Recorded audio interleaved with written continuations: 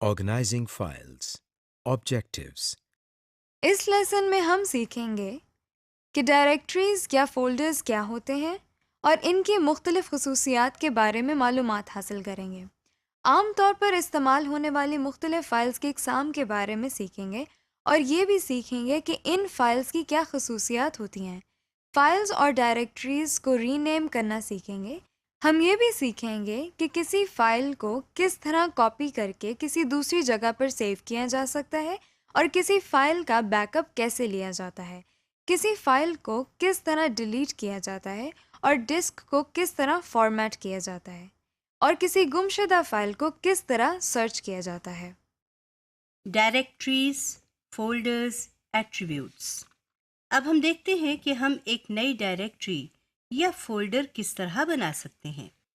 इसके लिए हम सबसे पहले अपने डेस्कटॉप पर राइट क्लिक करते हैं। हमारे सामने एक लिस्ट आ गई है। इस लिस्ट में से हम न्यू पर अपना माउस ले जा रहे हैं, जैसा कि आप देख रहे हैं। इस नई आने वाली लिस्ट में आप बहुत से आइकॉन्स बने हुए देख सकते हैं। इस लिस्ट में सबसे ऊपर आप फोल्डर लिखा हुआ देख सकते हैं।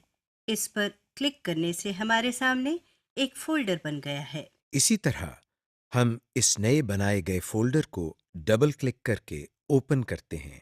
इस फोल्डर के अंदर हम राइट क्लिक करते हैं तो हमारे सामने वही लिस्ट दोबारा आ जाती है। इस लिस्ट में से हम फिर से न्यू पर अपना माउस लेकर जाते हैं तो हमारे सामने वही आइकॉन्स वाली लिस्ट दोबारा आ जाती है। इस तरह हम एक फोल्डर के अंदर मजीद फोल्डर्स बना सकते हैं। अब हम किसी फोल्डर की प्रॉपर्टीज देखना सीखते हैं। सबसे पहले हम उस फोल्डर पर राइट क्लिक करते हैं। सामने आने वाली लिस्ट में हम सबसे आखिरी ऑप्शन जिस पर प्रॉपर्टीज लिखा है उस पर क्लिक करते हैं। प्रॉपर्टीज पर क्लिक करते ही हमारे सामने एक विंडो खुल गई है।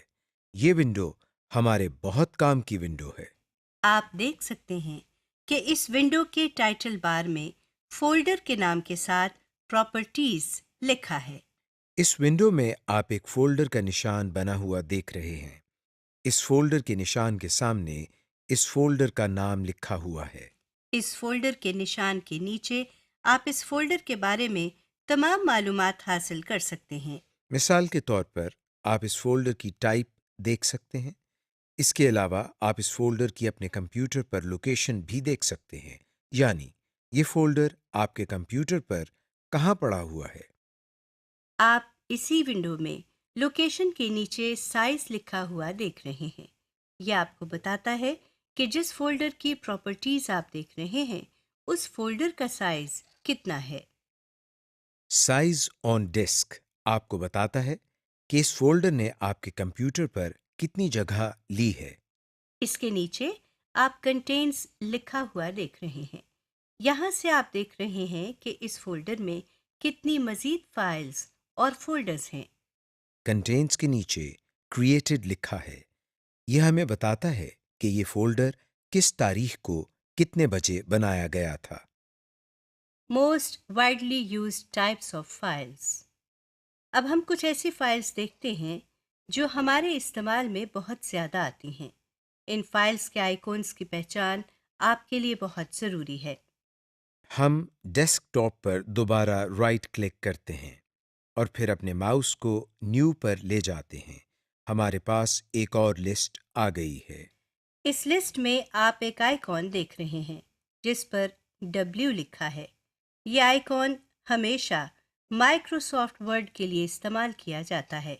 इस आइकॉन के सामने माइक्रोसॉफ्ट वर्ड डॉक्यूमेंट लिखा भी हुआ है।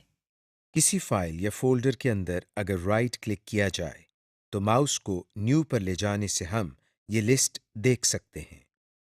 किसी भी जगह माइक्रोसॉफ्ट वर्ड में कोई डॉक्यूमेंट बनाना हो तो उस डॉक्यूमेंट के सामने जो आइकॉन बना हुआ आएगा वो बिल्कुल वैसा ही होगा जैसा आपने अभी मुलाहजा किया। इसका मतलब ये है कि माइक्रोसॉफ्ट वर्ड के लिए सिर्फ एक ही आइकॉन है।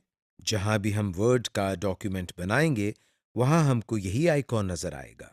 बिल्कुल इसी तरह जिस तरह हमारे पास वर्ड प्रोसेसिंग के लिए एक आइकॉन है, उसी तरह हमारे पास स्प्रेडशीट्स के लिए भी एक आइकॉन मौजूद है।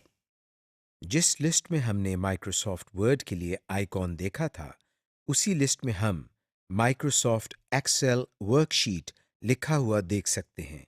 इसके सामने क्रॉस बना हुआ है। जहां भी हम माइक्रोसॉफ्ट एक्सेल की स्प्रेडशीट्स बनाना चाहते हैं, वहां यही क्रॉस का आइकॉन बना हुआ आता है। स्प्रेडशीट्स और वर्ड प्रोसेसिंग की तरह डेटाबेसेस के लिए भी हमारे पास एक आइकॉन है। इस लिस्ट में आप माइक्रोसॉफ्ट एक्सेस डेटाबेस लिखा हुआ देख सकते हैं। हम माइक्रोसॉफ्ट एक्सेस को डेटाबेस बनाने के लिए इस्तेमाल करते हैं। इसके सामने बने हुए आइकॉन की पहचान भी कर लें। ये एक डब्बे के अंदर ए लिखा हुआ है। हमारे पास प्रेजेंटेशंस के लिए भी एक सॉफ्टवेयर मौजूद है। आप माइक्रोसॉफ्ट पावरपॉइंट प्रेजेंटेशन लिखा हुआ देख सकते हैं। जो आइकॉन इसके सामने बना हुआ है, ये हमेशा प्रेजेंटेशन डॉक्यूमेंट्स के लिए ही इस्तेमाल होता है। इन सब एप्लीकेशंस को मजीद डिटेल से हम बाद में देखेंगे। File attributes. अभी हमने फोल्डर्स के एट्रीब्यूट्स देखे। अब हम फाइल्स की प्रॉपर्टीज और एट्रीब्यूट्स देखते हैं। इसके लिए हम डेस्कटॉप पर एक फाइल बनाते हैं। फाइल बनाने के लिए हम डेस्कटॉप पर राइट क्लिक करते हैं और न्यू पे माउस ले जाते हैं। इस लिस्ट में से हम किसी भी एप्लीकेशन पर क्लिक करते हैं। मिसाल के तौर पर हम माइक्रोसॉफ्ट वर्ड का एक डॉक्यूमेंट बनाते हैं। अब इस फाइल पर हम राइट क्लिक करते हैं और प्रॉपर्टीज पर क्लिक करते हैं। हमारे पास बिल्कुल वैसा ही डायलॉग बॉक्स खुल गया है जैसा फोल्डर की प्रॉपर्टीज के लिए खुला था। यहाँ पर सबसे पहले न्यू माइक्रोसॉफ्ट वर्ड डॉक्यूमेंट लिखा हुआ है। अभी चूंकि आपने इस फाइल का कोई नाम नहीं दिया, इसीलिए कंप्यूटर ने खुद ही इस फाइल का नाम न्यू माइक्रोसॉफ्ट वर्ड डॉक्यूमेंट रख दिया है। यहाँ पर आप अपनी मर्जी का नाम लिख सकते हैं और कंप्यूटर इस फाइल का नाम तब्दील कर देता है। आइए इस फाइल का नाम तब्दील करके माय डॉक्यूमेंट रखते हैं।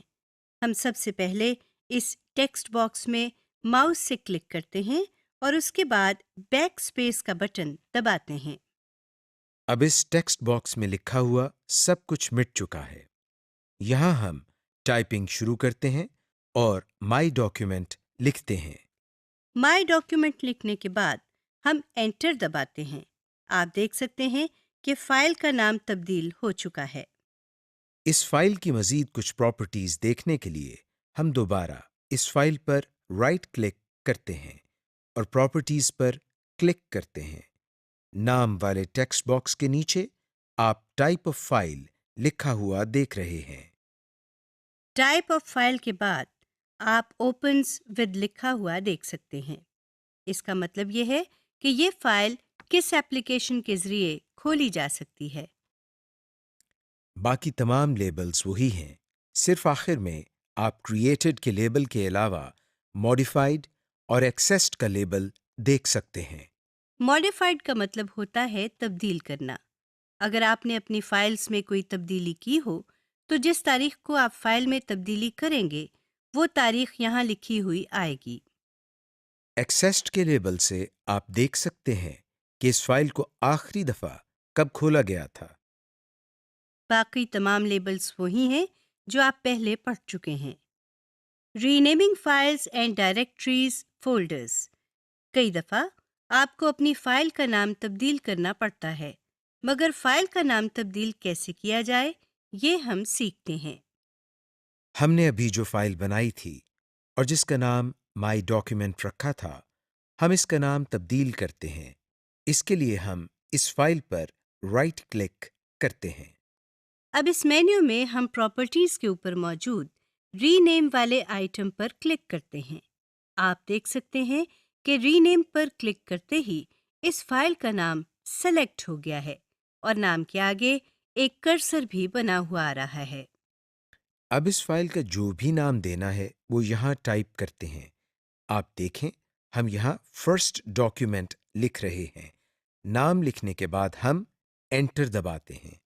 इसी तरह कोई भी फाइल जो डेस्कटॉप पर हो या किसी और फोल्डर में, उस पर राइट क्लिक करके रीनेम के जरिए हम इस फाइल या फोल्डर का नाम तब्दील कर सकते हैं।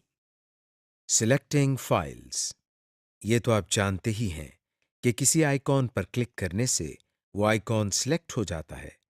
अब हम सीखते हैं कि अगर हमने एक से ज़्यादा आइकॉन्स को सिलेक्ट करना हो तो हम क्या करें।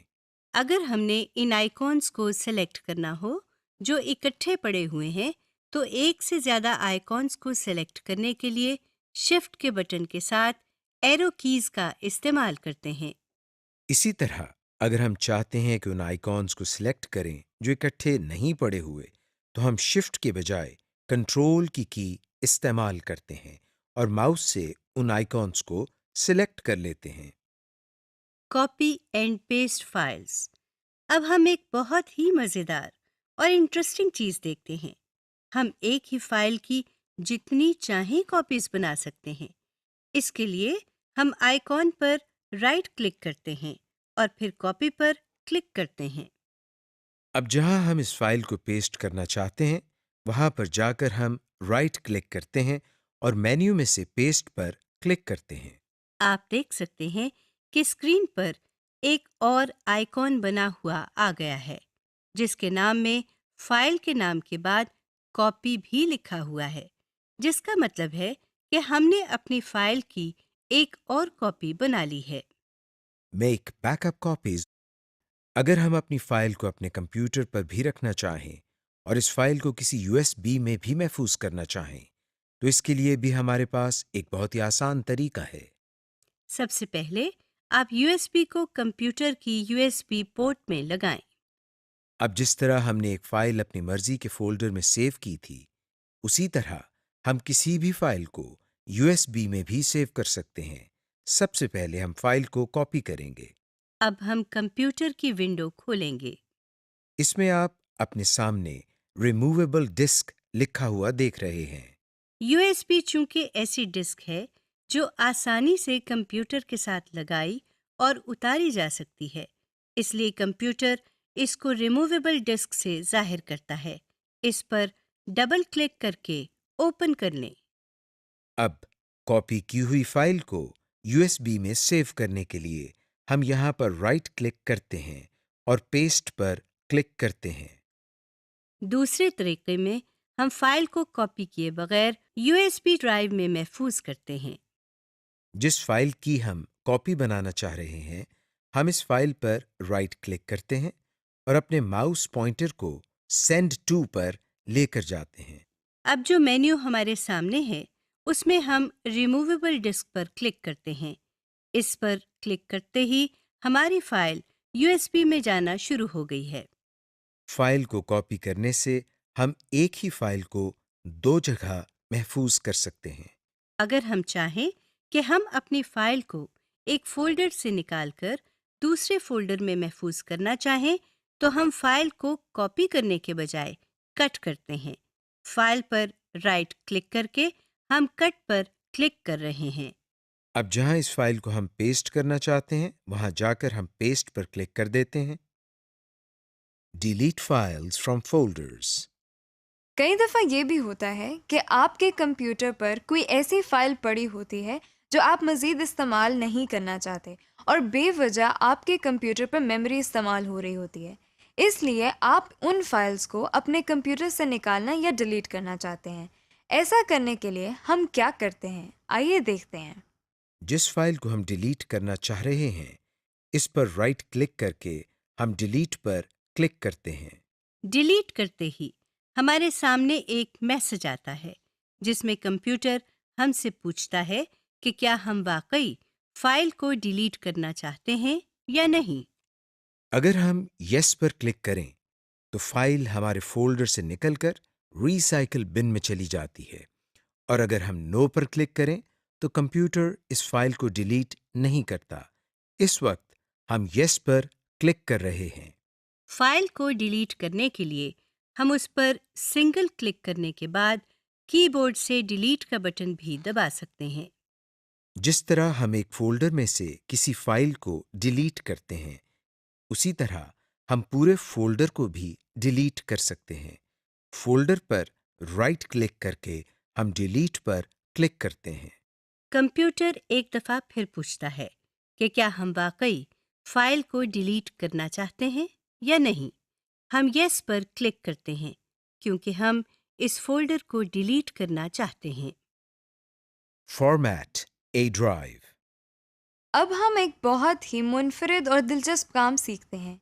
ये तो आप जानते ही हैं कि यूएसबी क्या होती है। यूएसबी पर आप अपना किया हुआ काम महफूज करके कहीं भी ले जा सकते हैं। मगर ये भी तो हो सकता है कि आपकी यूएसबी पर जो काम आपने महफूज किया है उससे यूएसबी पूरी भर चुकी है और अब आपको उस महफूज किए हुए काम की ज़रूरत भी ना हो। इस तरह की सिचुएशन में आपको यूएसबी से डेटा को डिलीट करना पड़ता है या फिर यूएसबी फॉर्मेट करनी पड़ती है। आइए देखते हैं कि फॉर्मेट कैसे करना है। सबसे पहले हम अपनी यूएसबी को कंप्यूटर के साथ अटैच करते हैं। अब हम डेस्कटॉप पर बने हुए कंप्यूटर के आइकॉन पर डबल क्लिक करते हैं। आपके सामने जो विंडो आई है उसमें आप कुछ आइकॉन्स बने हुए देख सकते हैं। उनमें से एक आइकॉन पर रिमूवेबल डिस्क लिखा हुआ देख सकते हैं। इसी आइकॉन पर हम राइट क्लिक करते हैं। आप अपनी स्क्रीन पर एक मेन्यू देख सकते हैं। इस मेन्यू में एक फॉर्मेट का आइटम भी मौजूद है। हम इस आइटम पर क्लिक करते हैं। हमारे सामने एक छोटा सा डायलॉग बॉक्स आ गया है। इसमें कैपेसिटी के नीचे एक ड्रॉप डाउन मेन्यू है जहां से आप इस यूएसबी का साइज सेलेक्ट कर सकते हैं। अमूमन आपको साइज सिलेक्ट करने की जरूरत नहीं पड़ती। कंप्यूटर खुद ही सही साइज सिलेक्ट कर देता है। बाकी दोनों ड्रॉप डाउन मेन्यूज के बारे में हम बाद में आपको बताएंगे। वॉल्यूम लेबल के नीचे रिमूवेबल डिस्क लिखा हुआ है। इसको मिटाकर आप अपनी मर्जी से इसका नाम माई यूएसबी टाइप करते हैं। फॉर्मेट ऑप्शंस के नीचे क्विक फॉर्मेट पहले से ही सिलेक्टेड है।